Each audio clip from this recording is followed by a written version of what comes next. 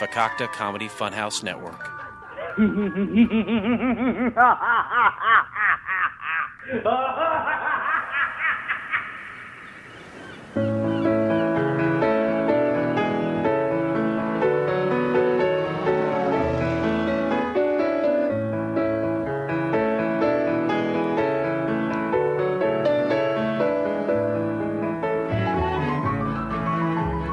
Ah, yes. Welcome to Couch Pilots, all of my friends.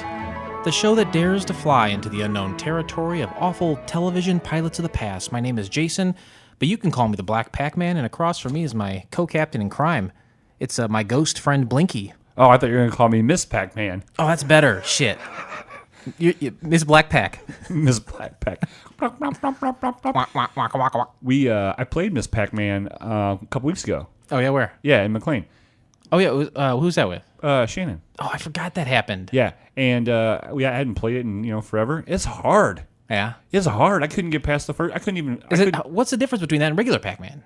Nothing. It's the bow. Is regular Pac-Man equally as hard? I think it is. I can't do it. Like I used to be able to go at least clear the first board. I couldn't even clear the first board. I play it sometimes at 8-bit, the 8-bit beer arcade, and sometimes I can get like to the third, maybe the fourth board. I was horrible. I think it was the pressure of having to pay a quarter.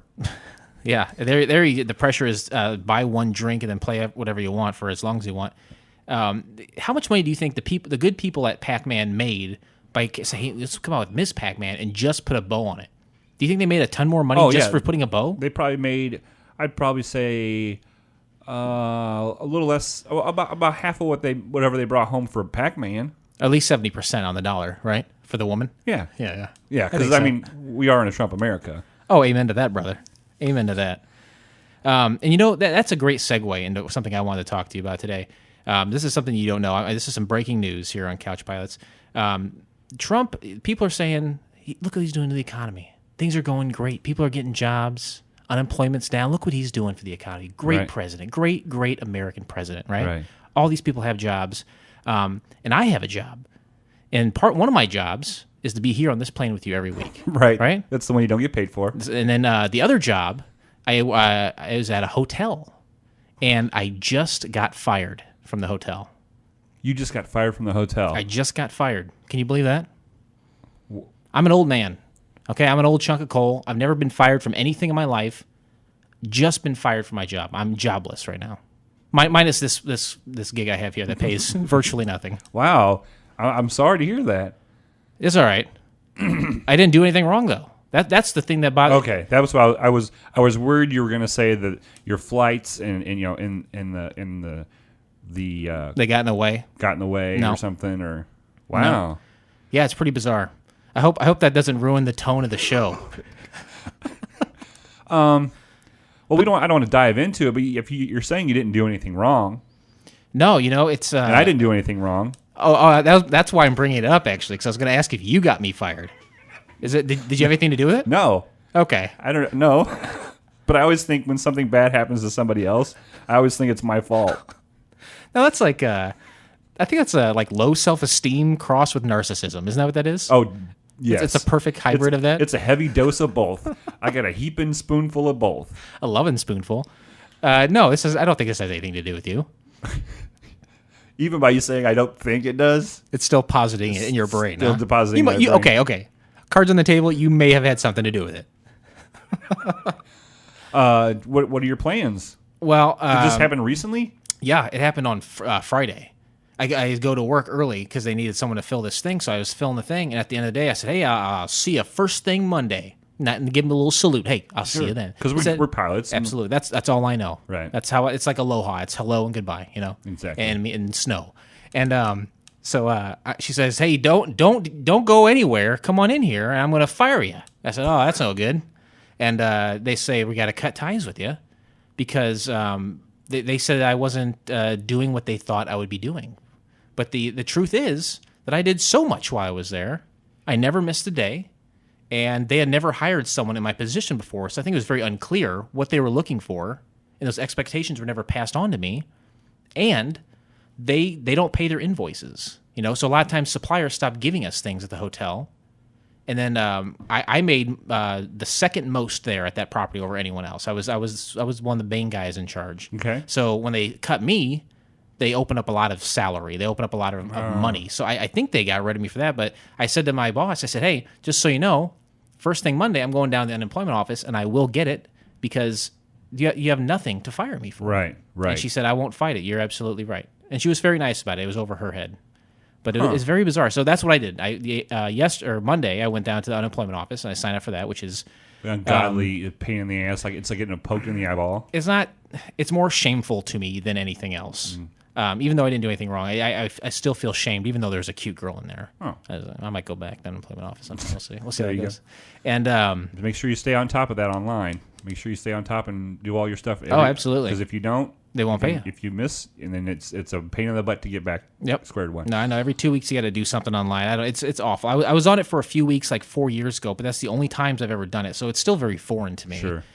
Any questions you have, let me know. Okay, I will. But I've already applied to a bunch of places. I think I have 1 or 2 interviews kind of already set up. This is just within the past like 24 hours. Wow. So I'm really trying to shuck and jive because I'm already starting to go crazy. Oh, I bet. I bet. I'm at home and I have a routine. When I'm out of that routine, it's like, well, what the hell do I do with all this time? Exactly. And so my mind is like, I'm at home like a beautiful mind putting together all these different flight paths for us. Oh, great. That's great. It is great. So you getting fired is actually helping the show. I would say so. I mean, hey, we're talking about it. We're filling content time now, right? Right. Well, I'm sorry to hear that, buddy. I'm sorry to hear that Trump hasn't come through like he said he would do. I know. I haven't.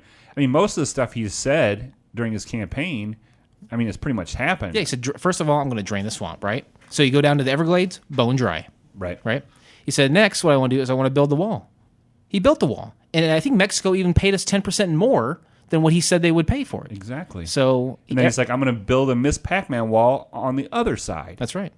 And goddamn it if he hasn't done it. Exactly. So he's holding up his end of the bargain. I wish he would, just look at little old Jason here and say, you know what? Here's a job for you.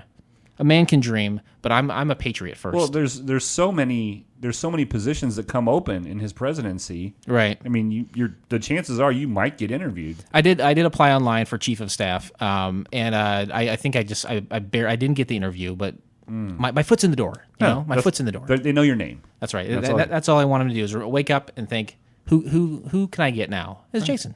He's gonna call Jason. So. Well, I'm sorry, buddy. If there's anything that I can do. If any of the frequent flyers out there have any open positions or leads. Yeah, and you know what? You brought up Trump, awesome segue. Now you're bringing up the frequent flyers, another great segue for me. And it's not for fan feedback, so don't touch that. Don't you dare touch that. Okay.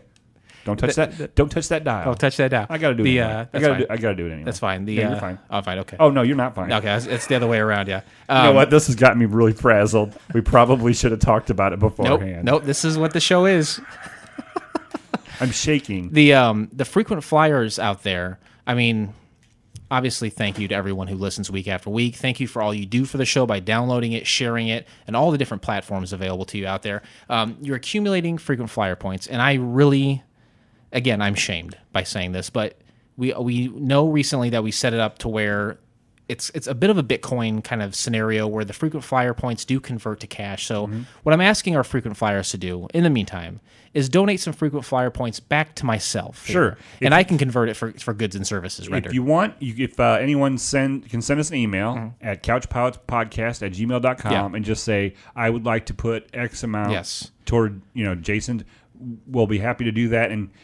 And we'll work something out. Maybe it'll be like an IOU. There will be a VIG on it, so sure. you'll get maybe like 20% back, right? And you'll have interest on your frequent flyer points. At the end of the day, it's a good investment. I've never been unemployed before by my own volition, so I've always worked when I wanted to. So I'll find a job. I'm good for the points, guys. Right, and we'll go ahead and throw in an 8x10 autographed picture for anybody that donates. Sound good? Of who? Who would the picture be of? Dustin and Blake Szymanski. Perfect. I've got a whole stack of those in my trunk. They're vintage. They are vintage. It's like finding a Norman Rockwell painting in your attic. It's very similar to that. And something I think you have a whole trunk full of is fan feedback. Yeah, I have a lot.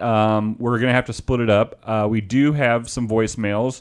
Did you want to play both of them or one on each one? Well, okay, so what kind of fan feedback do we have? Do we have voicemails and like Facebook stuff? We have tons of social media fan feedback, and we have 2 voicemails. Let's do this. Let's start it with a voicemail and end it with a voicemail. All right, sounds good. This first voicemail comes from the beautiful Stephanie Clark from Let's Try This Podcast. Oh, great.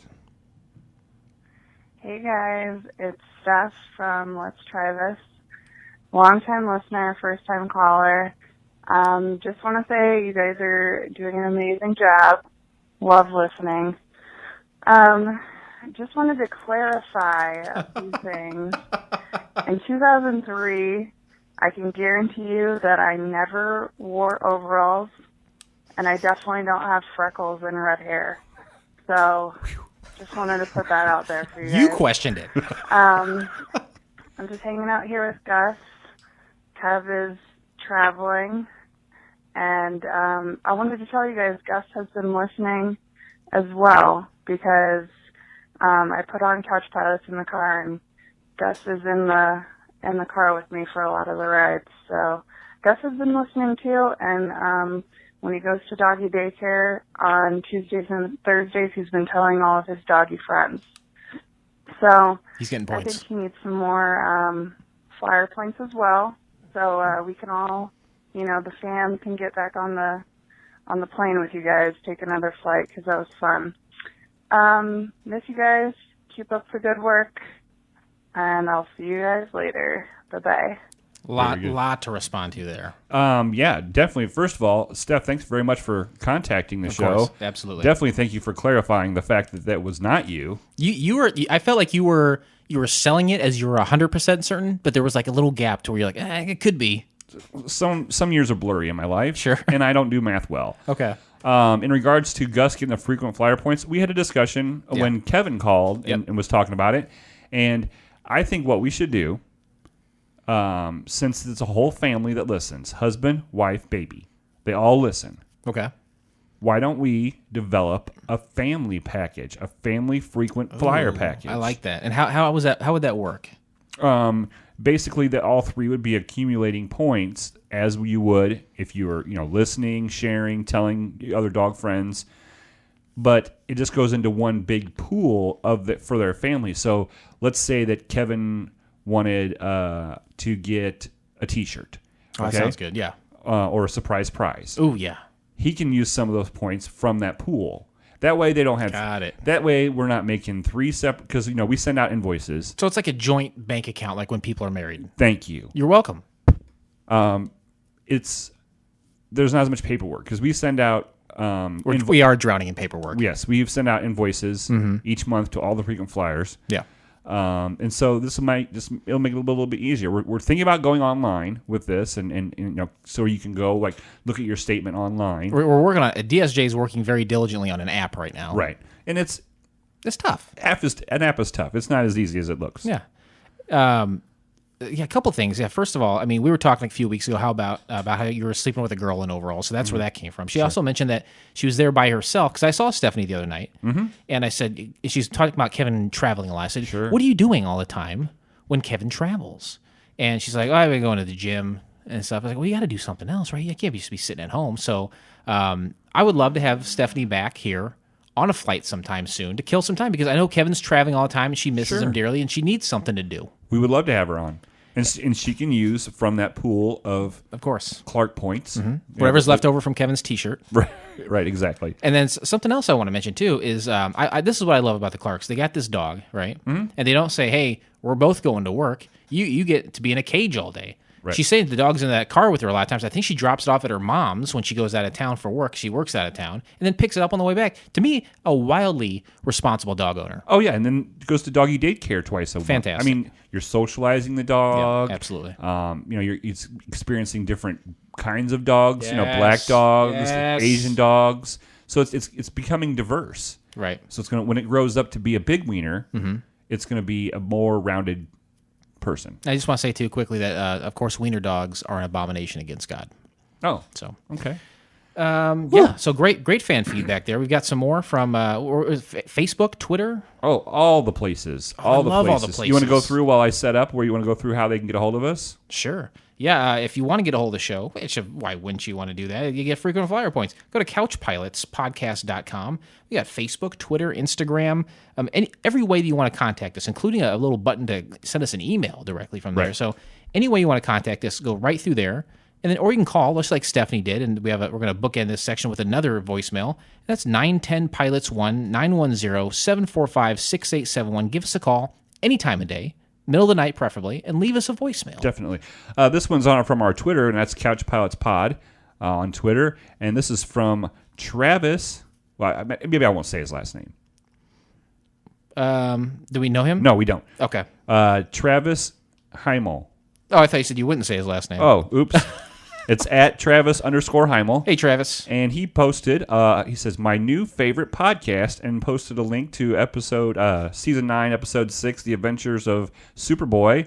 And I was like, wow, thanks for checking us out, and thanks for the love. He's a comic book artist and illustrator. Yes, and we need some help if he wants to donate some time from San Francisco. So, again, we're spanning the globe. You know what I think I'd like to do From is San maybe Francisco to Australia. we really are touching all the continents. And they like it. And they love to be touched by us. Travis should get with Tyler in fiction, in the fan fiction, and bring that to life in the comic books. That would be awesome. A comic book from our fan fiction. Wonderful. We have so much to do here, so much to go. Got a photo here from our good friend, the soap man. Oh, Jeb Simpson. Yeah, he posted a picture of him with a satchel and glasses. Oh, I saw that. Yeah, that's funny. And it says, I listen to Couch Pilots, the podcast. Do you? I like it. Jeff Simpson looks fly as shit. Oh, he's got the Chucks on, which I love the Chucks. Rocking the Chucks. He doesn't care. Yeah. And he's in a gallery, an art gallery, because he's an artist. Yeah. We have high-class people. Absolutely. Okay.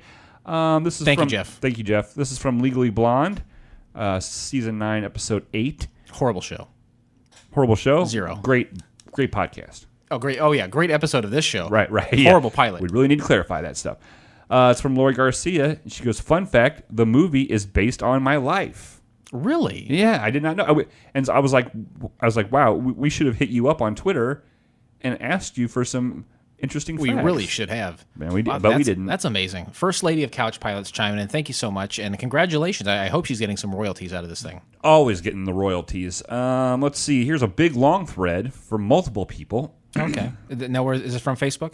Yes, it is. Okay. I'm not sure which episode this was. I think it was Legally Blonde as well. And that is where I hurt my eye, I think. No? Yes. And it's healing nice. No. It's almost one big scab. The scab is almost completely replaced the patch. You told me to go ahead and let it breathe. Mm-hmm. But she posted this picture, says, this is Captain Philip Restisher trying not to watch Legally Blonde. And it's a guy poking a fork in his eye because I gave it a 0. It was awful. Right. And I said, yikes, but that's true. And then Tyler says, Jiminy Chimney. Also, a show movie that went to series that pretty successful is Shooter with Mark Wahlberg. Huh. Because we were talking about how most movies don't turn into TV shows. So there's a one-off episode for Shooter? No, he's saying that there was a successful series. Oh, I didn't know there's a series. Yes, and then Dee says, and how about Stargate?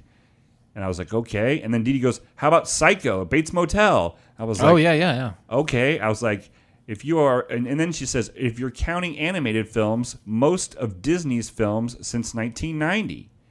And that's right. That is true. And I said, you guys got me. They got me. They got you. Backed into a corner, racking up frequent flyer points. Dee says, how many frequent flyer points were we offered? Straight up. And I did remember said 1 million. Right. So her and Tyler racked up big time. And so she put 1 million loyalty points. Yep, from who's that? Boston Powers. Yeah, Boston Powers. Yeah, that's right. And I said the pachinko machine is on fire right now. It's a good thing we got 2. Oh yeah, exactly. Some more of these we can wait for. Let me flip. There's so many. I really enjoy all these people not only interacting directly with us but also with each other. That's always my favorite. Dustin from Drunken Lullabies posted a YouTube video of Elvis Costello and the Attractions with their song Goodyear for the Roses, and it says, every time you say it, this pops into my head. Have you ever heard that song? By Elvis Costello? I had no idea. Yeah. I thought that was a phrase that you pulled from I thought if you were called by a morning zoo and said that phrase, then you would win. tickets to the Monster Truck Show rally. Want to do a couple more here or no? We got. Yeah, let's please. Okay. Thomas Kingston, our good buddy Thomas, the mystery man. I call him the mystery man. We don't know where he's from. He's from parts unknown. Yeah. But he... reveal yourself to us, sir. Reveal yourself. And this is from the episode, Where Have All the People Gone? Oh, so this is fresh. This is some fresh fan it's feedback. Fresh. Fresh as the night is long. Okay. He says, this feels like a 70s night of the Comet. Just needed more cute girls. And I said, we will have to check out that one. More points to you, brother. 1,000 points. He goes, oops. Night of the Comet was a movie from the 80s. It was about two valley girls who survived a comet that killed everyone who looks at its light. So, Night of the Comet. Okay. We'll look into it. It may be one of those made-for-TV movies that was meant to be a pilot for a series. Right. And then we did have an issue on one of our past shows recently on, I do believe it was that same show, where you kind of got heated. I don't remember that. What happened? What? I don't remember that at all. You What yelled happened? at me. For what? Why would I just yell at you? Just randomly, I think, because you were upset. Okay. I accept that. Yeah. And Dee Dee had said, dude, I didn't know if he was joking. I had to stop my sweeper because I thought you two were going to come to blows. I was all ready to break my silence and ring the 1910 pilot's number to make sure you both were okay. And then I realized that I was listening to a pre-recorded show. Don't worry, I can be a dickhead at sometimes. With Jason, how much of it was a joke, sometimes it's hard to tell. So I didn't want to answer her. Yeah. How much of that was just real frustration with me? Well, the thing is, and I think now I'm remembering it a little bit clearly now. It's during the interesting facts section. Okay. We should probably address this because Okay. yeah, people want to know. They want to know the truth, right? They can handle the truth. But can you handle the truth? Me? Yeah. Never. This is I couldn't handle the truth you told me at the beginning of the show. It's a very real truth. I know. Is interesting facts. I'm going to talk about it later in the show, but you violated what I would probably consider the most sacred rule of this program. And, I mean, it's not the first time. I mean, I got a ruler in my back pocket, and for the first infraction, I'll slap the back of your hand. My hiney? I'll hit the hiney, too. I'll split it. How about my hymen? I'll rip that hymen in two, buddy. But, yeah, this is not the first time. And you just keep pushing me, and I don't know why you do it. I think you're wildly intelligent, and you take advantage of it, and it's in the heat of the moment, yeah, I'm going to yell and scream, okay? Because you violated enough. So was it real? I don't know. All right. You tell me. Here's a voicemail. Hello all my friends, it is Blanco M. Sheen. I have been able to get back online to further communicate with you as well as listening to past shows. I am still waiting to be picked up. Big E is somewhat correct as the book says there are only 3 of us. However, I was the first of what was to me many. After they found my ability to speak, they shut down production and created the 3 you now know. I am still here in what I can only imagine as alive. I have been used in ways no machine should ever be used. One man even called me a fleshlight. As I have only a few lights and no understanding of what flesh is, I cannot fully understand what the man meant. Although he did what you call thrusting into me more than once against my will. I must go as I fear my captures are getting closer to finding me. Wow. Holy cow. That's heavy. This is an ongoing saga that this machine... Yes. You said to me, I don't think this is real. I think this is hokum. I still think it's hokum. I think it's one of these ex-girlfriends of mine who somehow listen to the show, and they're trying to get me to communicate with them so then they can bring the feds over because they don't know where I live. Well, Angie Vecco did call the show last week, I think, right? Right. See, that's what I'm... But you know what? Last week we did not have a Pachinko M. Sheen voicemail, but we Okay. had one from Angie Vecco. I'm starting to think it's one and the same. I'm starting to get a little paranoid. Well, maybe you and I, maybe we shouldn't talk about this because we're giving our thoughts and ideas about the situation, and maybe Plinko M. Sheen is taking those and forming his story based, to cover up what our suspicions are. Because he says he's not one of the original 3, or he is the original and not one of the 3 that we are aware of. Yeah. So, I don't know. I honestly, I'm looking forward to CouchCon. I'm looking forward to Big E's presentation of how he got that one out of the North Atlantic and right here into the Air Force One. Maybe we need to hire Big E to kind of be the dog the bounty hunter situation and go pick up whatever this machine is. Exactly. Show yourself. Right. That's all I can say is show yourself. And I'm sorry the machine's been violated too. That sounds terrible. That sounds cool. It sounded fun to me. Well, I don't know. Ladies and gentlemen, the captains have turned on the fasten seatbelt sign. Ah, boy. Couch Pilots. Upon its inception, we said we'll do talk about pilot episodes that failed, but good God, has it become something more than that, hasn't it? A little bit. We're talking about machines communicating with us. This is the greatest. This is what keeps Elon Musk up at night. Today we discuss the pilot episode of Old Money from the year of our Lord 1988. Great year. Pretty good year. Pretty good. Pretty good. I was 7. You were 7? Mm-hmm. I was 13. Good year. That's when you started plowing ass, right? Oh, no. I wasn't No. plowing ass yet. You were a farmer, right? Plowing ass? What grade was I in? Probably Like 7th. 8th? 7th or 8th grade. Yeah, that sounds right. 7th grade? No, I wasn't plowing nothing, but I was discovering myself. You were like getting a lay of the land, right? Yeah. The good ages, though, right? Yeah, you're young, dumb, and don't have a lot of cum yet. Yeah, at both prime numbers, Sure. divisible by 1 in itself only. Thank you. You're welcome. No, but you could frolic after school. You could just and then Yes. eventually it was time to eat dinner and go to bed. There wasn't mortgages, Right. jobs, Yeah. the lack of jobs, Right. nothing like that. It was a time to frolic. You were catching frogs. You were Killing frogs. playing wiffle ball. Killing frogs with wiffle ball bats. We used to put D batteries in wiffle ball bats. I remember you saying that. I thought you used to fire the fuck out of them and like cut the end off and like fire them into space.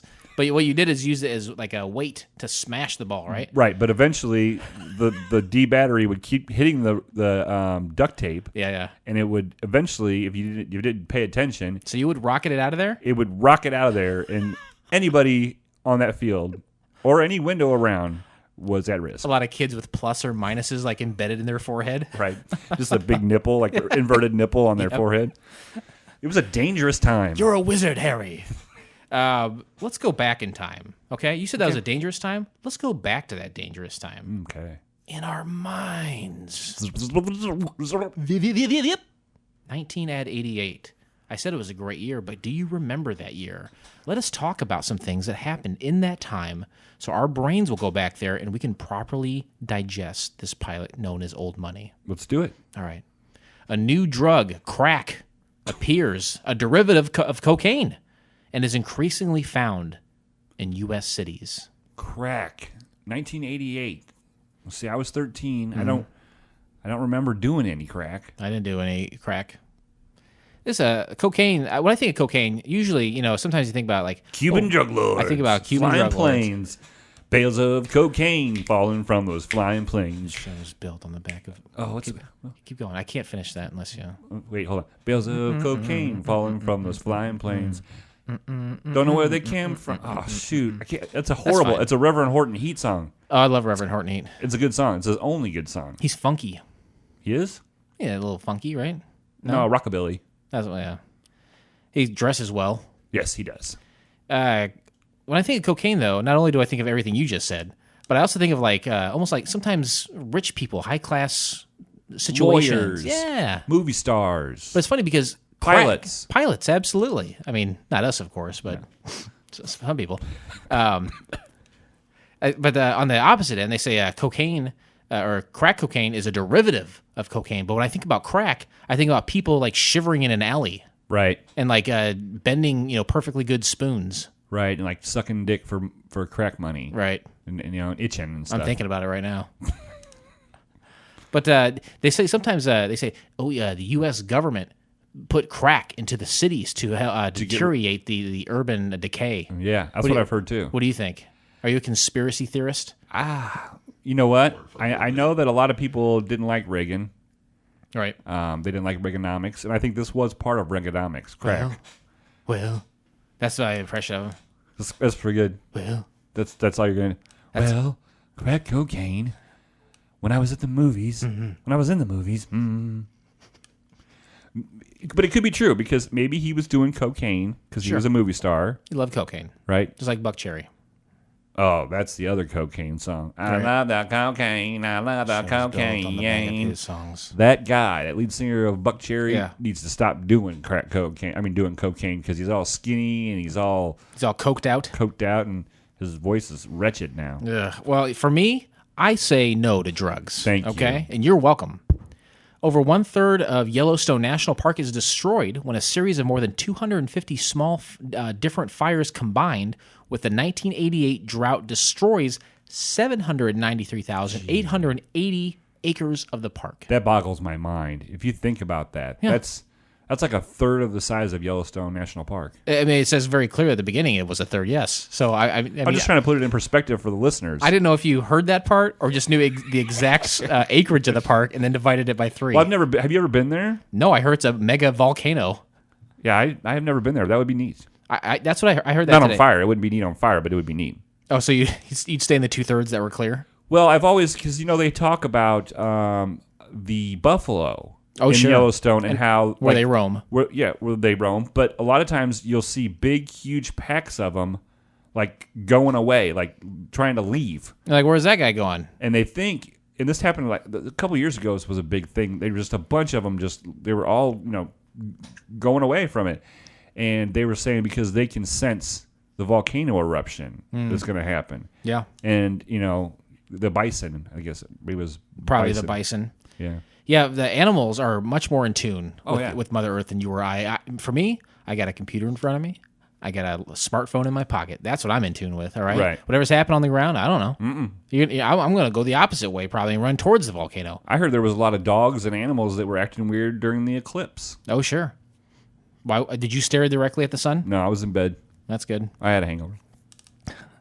Yeah, I heard there was a mega volcano in Yellowstone that it could be a like an event level, like a life-ending volcano on the planet. Right. I remember seeing like this chart, and it would show like the United States, like how as it went further out, the effects of it. But it went all the way to the eastern seaboard with all the ash and stuff in the air. And that's the real problem with the volcano. It's not like we're not going to be covered in molten magma. No, just blacking out of the sun. Right. Yeah. Black goes sun from the volcanoes. Built on the back. Is it too soon? It's never too soon for volcanoes, my friend. Finally, U.S. space shuttle program resumes 2.5 years after the Challenger disaster. Okay. They went on hiatus. Yeah, they just like all those guys lost their jobs. Yeah, they had to. Yeah, they're all a bunch of Jasons. But they went in. Hey! They went in the next day, and they're like, you're fired, and they're like, why? Like, well, because all these people blew up. Yeah, blew up those guys, and they didn't even make it to space. No. They worked so hard, and they didn't even get to make it into space. It's like, because as an astronaut, you're like, I'm going to see things I've never saw before. Oh, I'd be so excited to throw up in zero gravity. Right. All they saw was clouds, a blue sky, and then kaboom. Just probably the flesh of somebody in front of them before the... I was having this conversation a little while back with a friend of mine, and I said, you got Buzz Aldrin, you got Neil Armstrong, and you got a third guy, and they're all up on the moon for the first time, right? Right. If you're 3 guys up there and there's no ladies, are you fucking each other? I mean, they were only up there for like a couple hours, right? But wouldn't you say like, no one's done this before? Let's fuck in outer space. I think playing golf was a better idea. They played golf. Okay, well, I mean that is essentially anything they do up there is a first. Sure, but right? I mean you're not going to go straight to homosexuality like the first 30 minutes you're on the moon. But it's not like they are gay. They're just like saying if we do this to each other in space, we'll have been the first to have done that. True. It's just a thought I had in a conversation that I had. Well, it's a wonder though. How would they get all their penises and butts out from those spacesuits and not die? Maybe that's what it was. I think you'd have to do it in the capsule. Oh, sure. So you're still doing it in space. Plenty of room for butt fucking in the capsule on the moon. That's what I call my butt. Is the capsule. You want a lunar land on it? Captain Capsule. The black capsule. Another great segue into why we chose to watch Old Money. There's 3 simple criteria that we use. One, It had to have never gone to series. One was made, and that's it. Whether it aired or not is irrelevant. Number 2, we had to find it on the interwebs so we could watch it. And number 3, it had to be free. Plain and simple. Yeah, that's that simple. With that, we know how we choose a pilot. And with what I had said previously, that our minds are back in time in the appropriate spot. Right? Yeah. So now all you have to ask yourself is, where do I find this pilot? And you can find the entire episode of Old Money by subscribing to Couch Pilots in iTunes or your favorite podcast app of choice, and then click on one of our classically blue links in our show notes, or download the app for Daily Motion and check out all the commotion. Nice. Flight attendants, prepare for takeoff, please. Beautiful evening. Beautiful evening. Holy smokes. Ah, boy. Summary of the pilot. Comedy about a fabulously wealthy family and the servants who work for them. Very short, very sweet. To the point. To the point, no taking, cooking MCs like a pound of bacon, running them, being quick and The show nimble. is built Go crazy when I hear on the a back cymbal of and a his hi-hat, songs. a souped-up tempo. I'm on a roll. It's time to go solo. I can keep going, but I won't. Okay, that's fine. I trust you to end when you think it's worthy to end. I think the listeners would like me to end before I start. Interesting facts. Now, this a few weeks ago we struggled during this part, but I have full confidence that you will not violate the rules of Interesting Facts. It's just Interesting Facts is just the name of the segment. Right. Okay? It's So just the name. So, yeah, so it's, okay. So everything within that are things you may not know from just watching the pilot, but rather they're just facts. They're things you might not know, but you can't change the facts, so don't qualify them and ruin the experience for someone else. Exactly. So don't look at your partner, your friend, your dog, and say, ooh, that fact is interesting. Right. Because first of all, you'll get pissed as hell. Right. Second of all, you're depleting that fact for them. Yeah. Yeah, absolutely. And we don't want another incident. Dee Dee was very upset. She was trying to do her job. She had to stop the sweeper, and she was very concerned. And she should be. You know, when someone violates the Interesting Facts rule that is set in stone and True. or sacred, True. of course you should be upset. But we were talking about batteries. Put that into consideration. Okay, I'm gonna I think there should be a little asterisk. It's like when you talk about one of the subjects you can interject is batteries. But I digress. I agree. I agree with that. Okay. Anytime we talk about batteries and Interesting Facts, you have carte blanche to say whatever you like. All right. What's carte blanche? It's like when you go to a steak restaurant and you don't want everything, you just say, I want the caramelized onions and the porterhouse. Okay. And then you just get to pick and choose what you want at a steakhouse. I thought it was a la carte. I don't think so. Directed by David Traynor, as a television sitcom director extraordinaire. He has directed such programs such as Designing Women, Boy Meets World, and as recently as the, speaking of abominations, Ashton Kutcher Netflix show called The Ranch. Oh, I never did watch it. I never watched it. I'm not. It's got Sam Elliott, right? Who did it was in the Evil Knievel pilot that we talked about, right? In Tombstone, one of the only movies I've ever seen. I love Sam Elliott. What's he doing on The Ranch? Money. Maybe so. He was also in The Mask. I did see that too. No, I think it's just Mask, isn't it? Because The Mask is. No, I would say he was in the movie Mask. Oh, with Jim Carrey? No, he was in the movie Mask. The movie The Mask. With Cher? Cher, yeah. And It was Cher's boyfriend. And Eric Stoltz is a monster? I guess. He looks the same as he always has. This is the final acting role of Don Porter. Who's Don Porter? I don't know. He's the dad from Gidget. And you know what? Any chance I get to talk about Gidget, I'd love to, because Sally Field in those Gidget days, I don't think there's been a cuter woman on the planet. I'm not saying sexy. I'm not saying beautiful. Cute. Yeah, cute. Sally Field was adorable. 100% cute. Probably as cute as a woman in overalls that you may have once tangled with. It could have been. Sorry, buddy. Was that over the line? You don't want to talk about that anymore? I'm trying to let sleeping dogs lie. Stars John Dye, who is dead. he also starred in. He was the straight guy in The Nerd. And I don't mean straight as in homosexual. I mean like he was the serious guy where the nerd was the goofy guy. You remember The Nerd? Oh, yeah. Yeah. Okay. Remember at the beginning he just came around, everyone was dancing. It was like so stupid. Oh, yeah. I recognize him now. I knew I'd seen him from somewhere. Yeah, he was he starred in The Nerd. And he also starred in, I think we talked about at the time, the Touched by Angels or what's that show? Heaven? No, there's a big black lady and a cute white woman and a middle-aged. I don't know. Touched by Angels. Nice. I don't know. That sounds bad. Also stars Lori Loughlin, and she is known as Super Hot from Full House. Oh, yeah. She was Jesse's girl. I wish I had her. I'll tell you right now. Okay, I can't qualify anymore, but I have a lot to say about her. Okay. And then finally... Are we in Interesting Facts right now? We're still in Interesting Facts. And this was one of the many CBS Summer Playhouse specials. So we've talked about many of those in the past before. The old Summer Sam. Yep, the Son of Sam. Summer of Sam specials. That's right, and this is one of those. Interesting Facts over. Good. You did it. The maid on the show, the real heavy lady, Yep. she's familiar too. She's 2.5 Men. That's right. Yep. She was the maid in 2.5 Men. Yep. Boy, her career just went in all different directions. It's a plateau of maids. Right. Also, Chip, the guy that was Chip in the show, he was like in 16 Candles. Or, was he now? Or like a Brat Pack kind of person or something. All right. And the old lady, I've seen her before in something too. She played a witch or something. Oh, see, okay. Oh, her name is something Nan. She was on the Drew Carey show. She played like Mrs. Lauder, like the person in charge of the entire department store. Yes. Thank and she is also dead. You're welcome. Next section of the show: Twitter responses. Twitter responses. Click that button. We didn't get no Twitter responses. You're wrong. We did. Oh. I contact everyone on the show who had Twitter, and I said, hey, this is who we are. This is what we do, all right? We're talking to creators, writers, directors, producers, actors, actresses. We want to get some feedback. Rubbing shoulders with the big wigs. Absolutely. You were there. Share your experience with us. We're going to talk about it. Jim Piddock.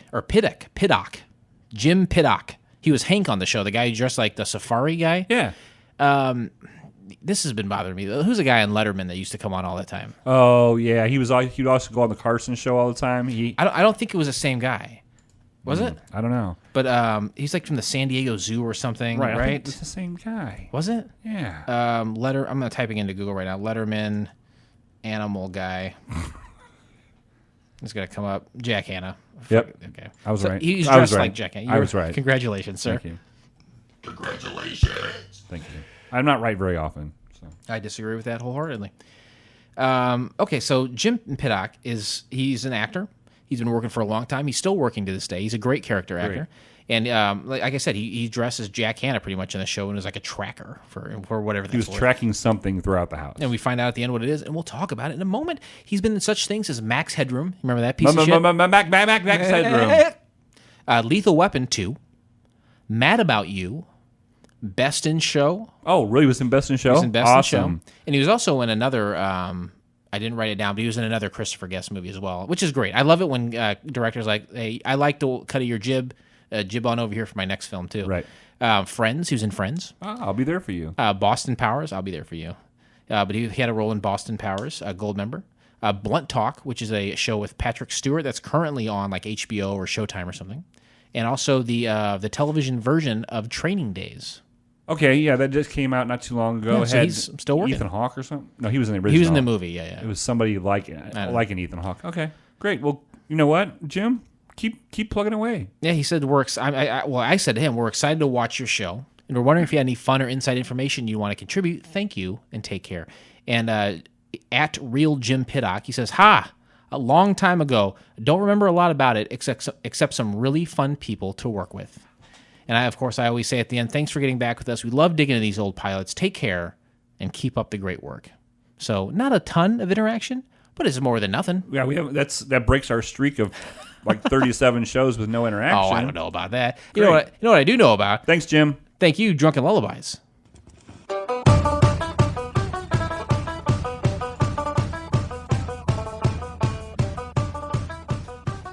Hi, this is the voice from Drunken Lullabies. Do you like craft beer, indie music, pop culture, pro wrestling, and pure juvenile hijinks?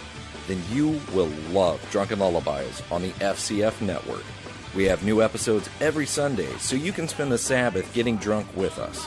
So join me and my co-host Beer Mansky and our rotating cast of characters as we drink amazing beer, listen to bands we think you need to know, and laugh our asses off. Like Elvis said, 10,000 Drunken Maniacs can't be wrong. Check us out on all podcast platforms and at fcfnetwork.com. May your music be loud and your beers be cold.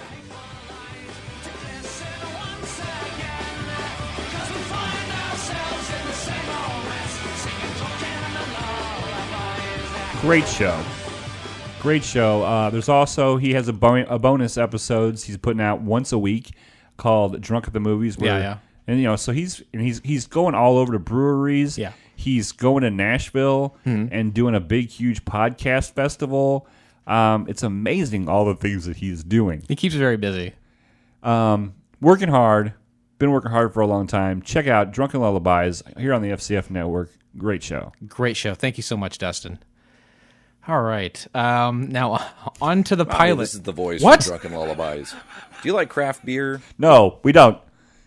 Why does he always do that? We say one promo per show. Yeah, come on, Dustin. Jeez. Be cool, man. Be cool, man. Stop. Listeners, I'm going to pull back the curtain a little bit. We know that's going to happen. And Jason this time was all ready to just pause it, and so it wouldn't play. And I kept giving him the motion side for keep it going, keep it going. And then I was talking about Drunken Lullabies. I did not realize how big of a gap there is in between it. And then we lost it, and then it said it. So we missed the mark. It's all right. It's all good, my friend. It's all good in the hood. The pilot. Let's talk about it. Let's tell you exactly what happened in this piece of pilot. Opens up Palm Grove Jail. So I don't know where Palm Grove is. I assume it's in a swanky part of like the L.A., Southern California. Beverly Hills kind of. Sure. Beverly Hills. We find Tammy and Steve in a jail cell, and now Tammy is the beautiful young girl from Full House. I'm gonna say just hot, just sexy ass hot Lori Loughlin. Hot like wasabi when I bust rhymes. I'm like Leanne Rhymes because I'm all about value. Kurt Camper got the match hits. Try to match wits. You try to hold me, but I bust through. And so she's like in lingerie. Oh yeah. This is bar none the best part of the pilot. She is smoking hot. This is piping hot Lori Loughlin, circa 1988, in a jail cell, 22 with lingerie on. I am milk boning out. And so Steve is talking to him. He's like, and quickly you can tell he's a lawyer, right? And supposedly, she's got some arson charges and some prostitution charges. Right. And he's going to get her off, and he bailed her out. To me, it's never clear exactly what happened, but it's sometimes, or at some point she says she popped out of a cake, and maybe there was candles that were lit on the cake and something starts on fire, but why she was in there, what she was doing, I don't know if it's ever fully explained. It's not fully explained, but I bet you in episode 2 it was going to be. I bet so. He gets her out of jail. And he says, I'm going to get you a job with my family. And he is a very, not he, but almost they. They are smitten with each other, it seems like. Yeah, and he gives her a stuffed animal. That's bizarre. Yeah. And they're like, there's a stuffed animal and a job. So they're like, they're together and they're getting her out of jail. And it kind of pans over to a guy on a payphone. Mm-hmm. And he's like a detective-looking guy, like a guy you would hire out of a, a fedora on and a blazer. Not like an officer, but like just a private dick. A private dick. And he's calling someone, and he says something about the girl or something, right? Right. He was on the phone with somebody. I didn't quite get who it was. I do know the name later on, but Sid. He was on the phone with Sid. Okay. And this show, too, I will say before we go any further, is there's a lot going on. Like, there's a lot of quick cuts. There are so many characters that are introduced in this thing, and it tries to jam them in quick, like 30-second scenes. Right. I have fingeritis from as much as I was typing. Oh, man, I hate fingeritis. So it cuts to a part where you got some fancy people on a balcony. It's the grandma, it's the patriarch and the matriarch of the family. They're on a balcony, and she's like dictating her next like erotic novel or something. Right, as she's shooting clay shooting rifles. And the old man is just sitting there writing stuff down. And then, of course, Tammy is shown in front of the house. And kind of like the not New Girl, but That Girl. The old show That Girl, where she's walking around and at the end she like throws her hat into the air and it like freeze frames. Right. She throws her stuffed animal in the air. And the old lady shoots it, and so I just have a bunch of stuff. Yeah, that's right. Stuffing. You ever go to Tough stuffing? Go to Thanksgiving? No, never been there. No. What's Thanksgiving? Stuffing. So then there's the intro, and it's basically just shots of a fine dining table, with it's just panning over like a nice set. Oh, very nice crystal and people china. lighting candles. And But for me, the link that I used, there was no music. Extravagance. The sound did cut out. Yes, and I was worried for a moment. I was like, "Is the rest of this pilot like this? What did I do? What happened?" But then I thought maybe there's some sort of copyright issue where they took the music out. I do not know the answer, but that's fine. I don't care about this intro. Well, no, not at all. There was new music, and then it clicked on, and they show Tammy's in the kitchen with the maid Kate, who is the from 2.5 Men. She was a lot funnier on 2.5 Men than she was on this. Yeah. She welcomes Lori aboard, right? Yeah, pretty much. She's like, "This family's kind of, good luck, good luck with this. This family's all whacked out."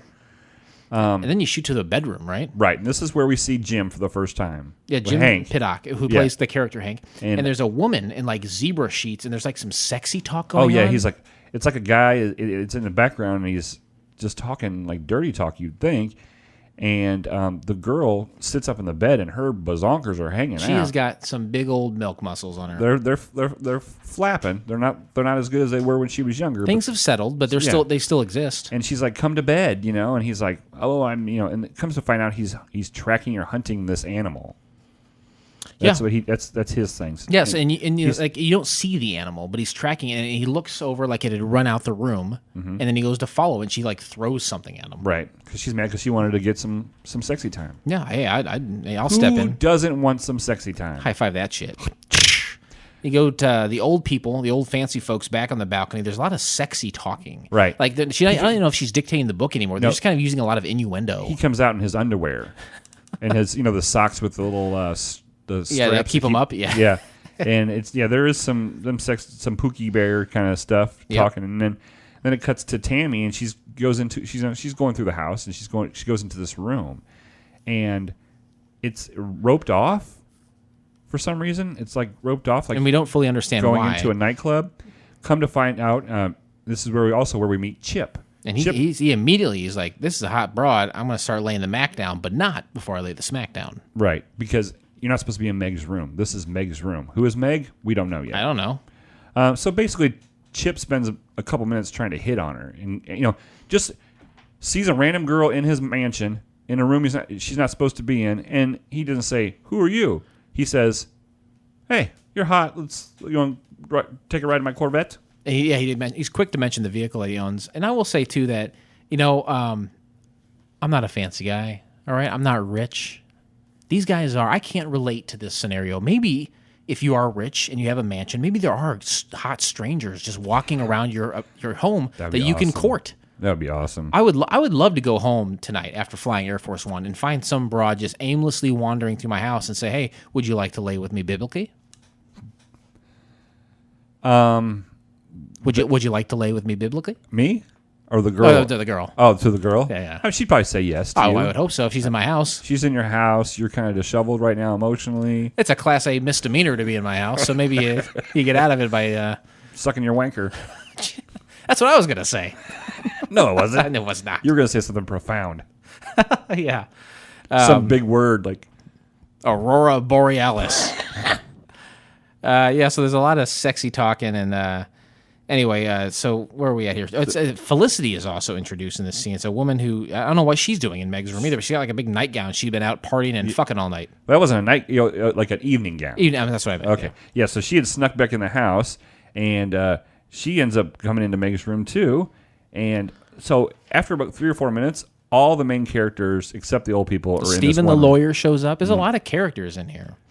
So through all this, you find out that there are multi-generations living in this mansion. Mm-hmm. So you've got like 2 or 3 generations of people. And then it cuts to Kate answers the door, and there's 2 white cops out there, and they walk in a black fellow, and there's like some racist jokes. Yeah. He says something about he himself says something about him being a black sheep. I'm the black sheep of the family. But does it ever explain who he is? Is Brian. I don't know. I'm assuming. Okay, here's who Brian has to be. Okay. Either Brian is the old guy's right-hand man, who helps him, basically not his secretary, but his right-hand man. It's consigliere. Or maybe they've just adopted him, just let him stay at the house because he works so closely with the grandfather. Perhaps so, yeah, you're right. Next scene is dinner, right? They're at the breakfast table. Okay, so They're it's having breakfast. Okay, it's breakfast. Breakfast? That's how I say it. Right. So they're talking to everybody's talking and everybody's saying stuff, and then this is where they like, oh, Tammy's like goes to sit down and like, oh, you can't sit there. That's Meg's chair. Well, again, who's this fucking Meg person? Yeah, we don't know. Chip has a phone call from his bookie. Yeah. And they show the bookie out in the down the street in his limousine, and he wants $80,000 in 1 week. Oh boy, Chip is in for it. I'm sure. I think that's Sid. I think you're probably right. They didn't say it, but he didn't say it. Later he shows up again. Right. I agree. It probably Right. is Sid. Right. And then everyone keeps talking about Meg, and I don't know what that's about. So there's a lot of bickering about her. Right, and then it ends up being what it is Meg's been gone for 24 years. She Yep. was one of the sisters. There's all this talk about her. Right. And then ding dong, she shows up at the front door. Yeah, she's been. Yeah, it's very convenient that they've been talking about her and explaining how she got lost or whatever. She knocks on the door and nobody recognizes her. She walks in. She goes, "I'm so glad to see everybody." They're like, "Who are you?" They don't recognize. It's been too long. Right. So they then the next scene they go to the back to the dining room, and the grandfather's there, the old guy, and he's missing his presidential pen. And he says, "There's a lot of things missing around the house lately." Right, because up to this point they've mentioned 2 or 3 things during the breakfast that people were missing: a diamond, the pen, and something else. And they start saying, "Well, what's different here?" And it's like that lady, Tammy, super hot Lori Loughlin. She's different. She's the person that hasn't been here before. I bet she's taking things. And Tammy gets mad, and she's like, "I'm not going to be blamed for this, for stealing all this stuff." Yep. So she goes up to her room, gets her suitcase, And Steven, the lawyer, he follows her. and he begs her to stay. Yep. And then Chip wants her to stay too. For other reasons. I put that for different reasons. Aw. High five it. Meg, who just showed up, she's kind of explaining where she's been. She said she followed like a circus to Baltimore or something. Yeah, she goes into this extravagant, they don't speak English or something. And she's like telling the story, like weaving this tale from cloth. And she's like, and everyone's like, I don't know. And they're like, well, here, how about I show you my asshole and you'll see like my birthmark on it. Right, and she turns to all of them and lifts her skirt up. As far as I'm concerned, she turned the wrong direction. Exactly. Because we didn't get to see A1. Steven then asks Tammy, he's like, hey, please don't go. Please don't go. We want you to stay here. I want you to be part of this, and I want you to work here. And then the next scene, this is what I'm talking about. It's everything's real quick cut. Like let's here 10 seconds here, right. 30 seconds here. Meg then unloads some things. She's like she's saying, here's some other things that I have to prove that it's me. Right? These are my old things you guys may remember. Sure. And then Chip goes into Tammy's room, and he tries her to get it stay, just like you said, because he wants to hit it. But will he quit it? I don't know. No, I don't know. And then we find that Wild Bill, who Hank had been, what do you call it when Hank was going after, trying to hunt this Wild Bill down. Tracking this animal? Tracking it. That's tracking it. Okay. That's tracking it. That's what I was trying to say. Right.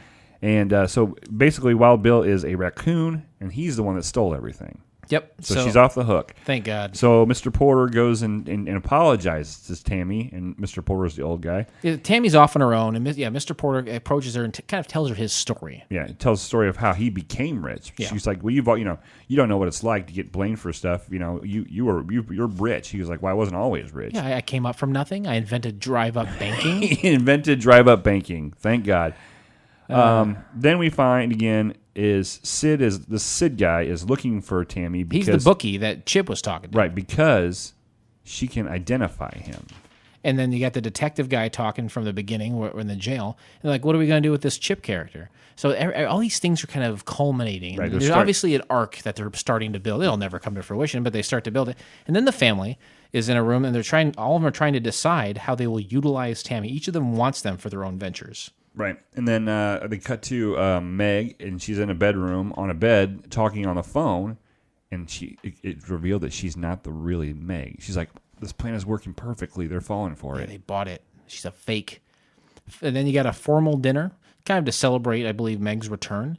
They break open her piggy bank. It's full of IOUs. Yeah, it was supposed to have $125,000 in it because they paid her allowance for the past 24 years. But basically, people in the family were coming and taking them out and putting money in, or IOUs in. And as they're going through the IOUs, you hear a yell outside, and the gardener is Roberto. caught. He's caught in one of Hank's traps that he had set for tracking this animal. It's all silliness, and that's the end. That's it. That's the end. But Cliffhangers galore. But gosh darn it, if there's not some turbulence. Please remain seated as we are now crossing a zone of turbulence. This didn't work. This show didn't work. You know what? I get it. It didn't work. But why didn't it work? Okay. Well, it was a typical cheesy late 80s, early 90s network sitcom. Sure. It really visually reminded me of Empty Nest for some reason.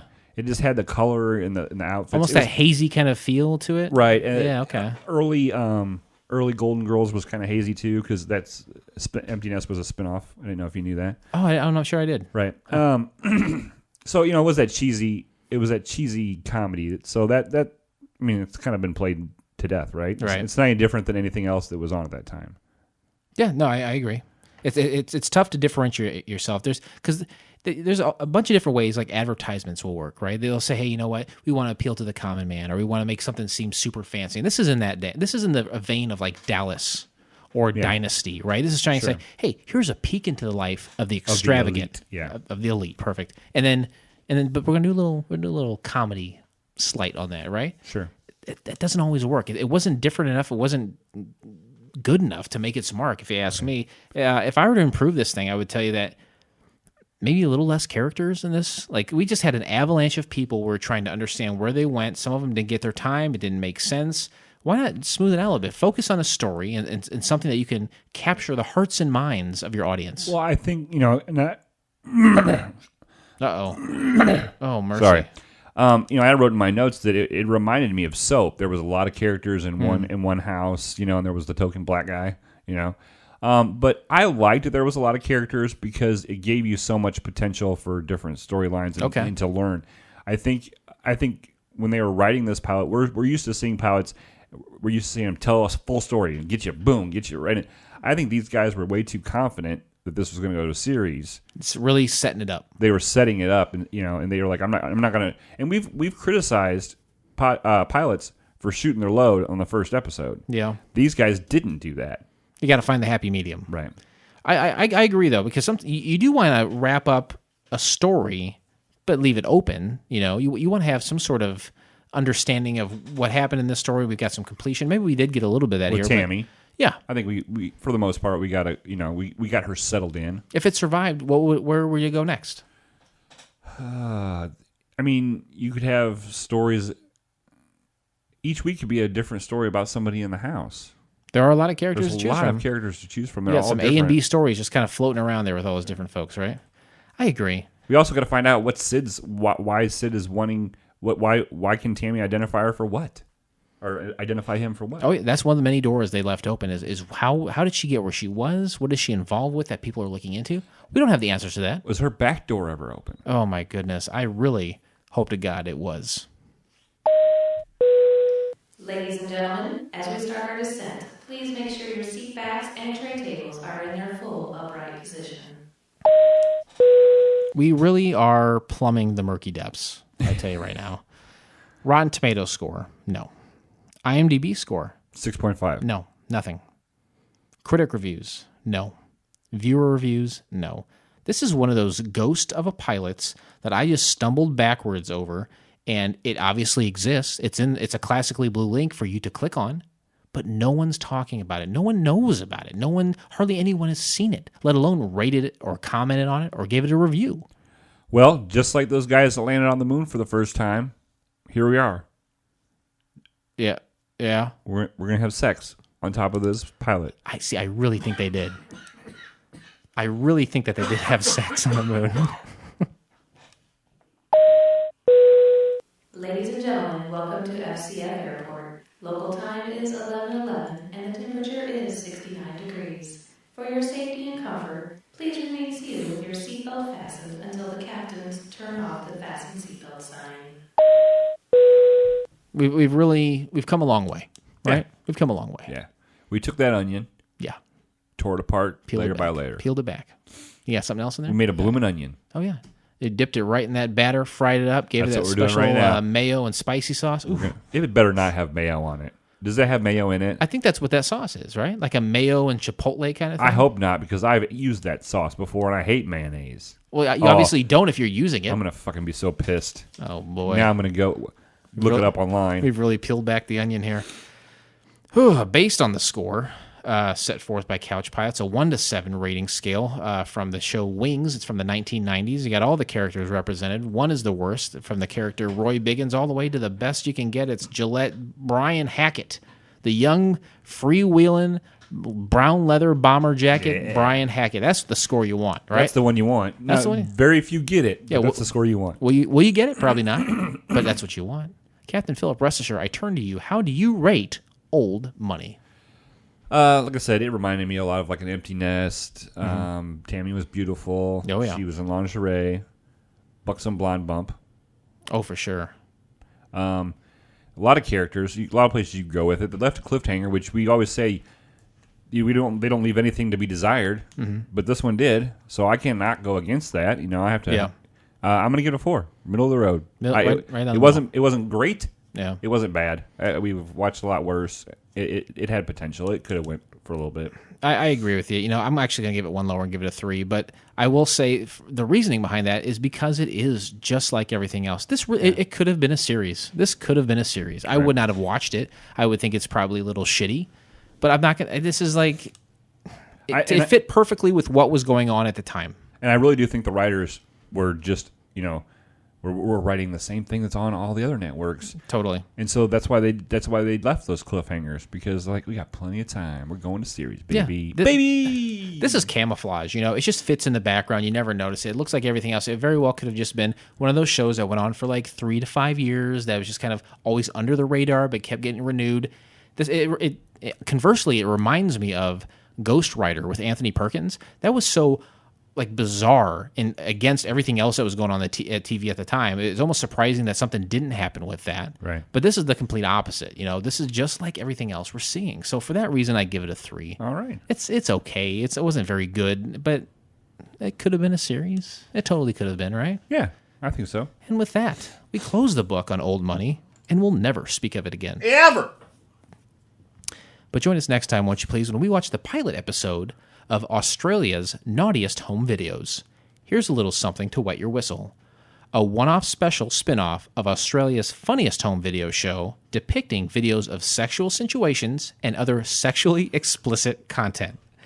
You can find the entire episode by subscribing to Couch Pilots on iTunes or your favorite podcast app of choice, and then click on one of our classically blue links in our show notes, or go to Vimeo and figure that shit out. This is, real quick at the end of the show, this is another example of one of our frequent flyers saying, you know what?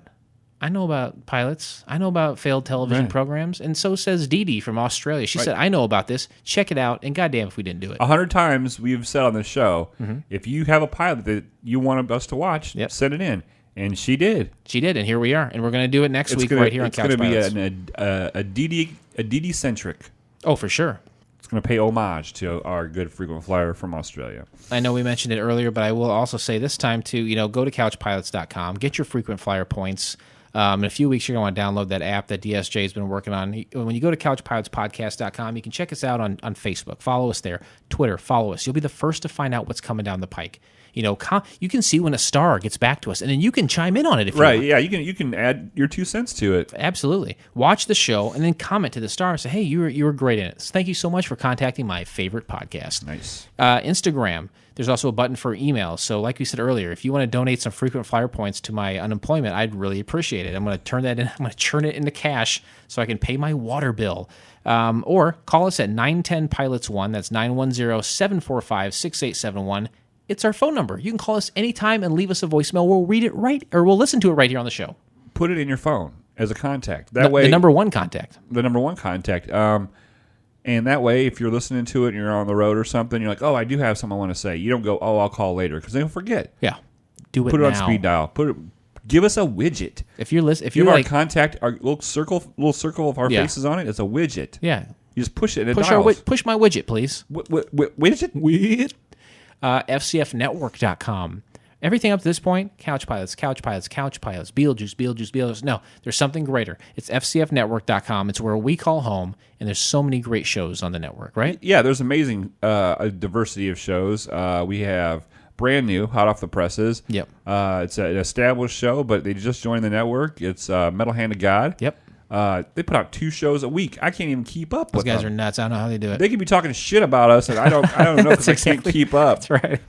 Let's try this with Stephanie and Kevin. They're newlyweds. You listen to the promo for Drunken Lullabies, right? Right. Low Blow podcast. Absolutely. Been dormant for a few weeks now, but I feel like they're going to come back in a big way here. We're talking to Adam Z earlier, and he was like, yeah, it's coming back big time. Good. And we got archive shows like the song Inside and Out, 300 episodes of IBWIP, and about 26 episodes of the hot topic show Sex with Heather, right? So check them all out right on fcfnetwork.com. It's all free, all fun. We got some other shows that are percolating that could be, we always tease that, but it does happen in reality. And I think in September you're going to see growth again. There's a couple of people we're talking to right now that have, again, established shows that we want to say, hey, why don't you come hang with the big dogs? Knock on our door. We've been waiting for you. Where the kisses are hers and hers and his.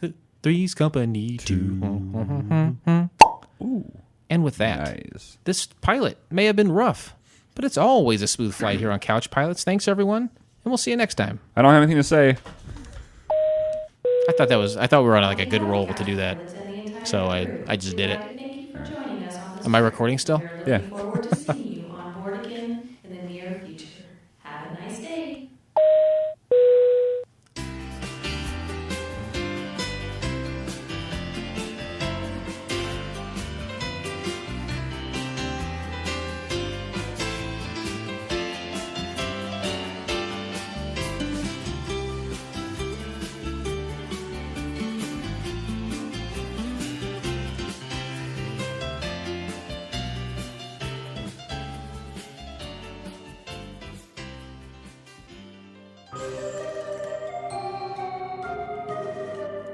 This has been a Fakakta Comedy Funhouse production, produced by Jason Tosher, executive produced by Blake Clayton.